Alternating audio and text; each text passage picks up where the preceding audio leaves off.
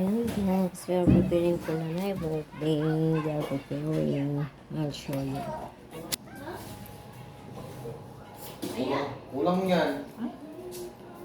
Bilihan mo Grabe, na lalaki ulo naman na. ng ano. Embutido lang gunisa. Ano yan? Halo ng Pansit. pansit yan?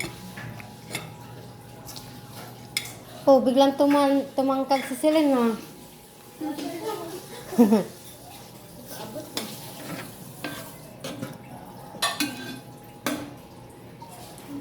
Kung nag-iisa yung sikip ng ano, hindi na ako tinutulungan magluto. Siyempre, maluwag na, no? Sikip nga, diba? Ano kami Ay, marami na silang tagaluto. Oh, Gusto mo apa. kami na magluto lagi, umupo ka na. Wow! Assistance ka na lang eh. Umupo ka na lang, kami magluto ni Celine. Wow! Alam ko mo turuan. Sige, di ba? Lino ni nanay.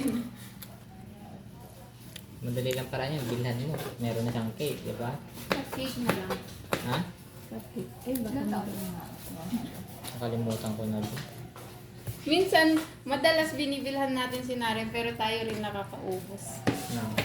ng Tinapay niya.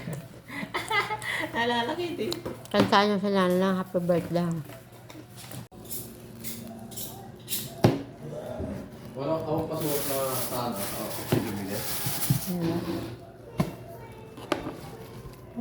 Ay, cooking.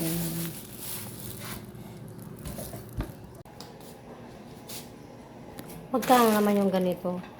Diyos ko po, Ginoo. So,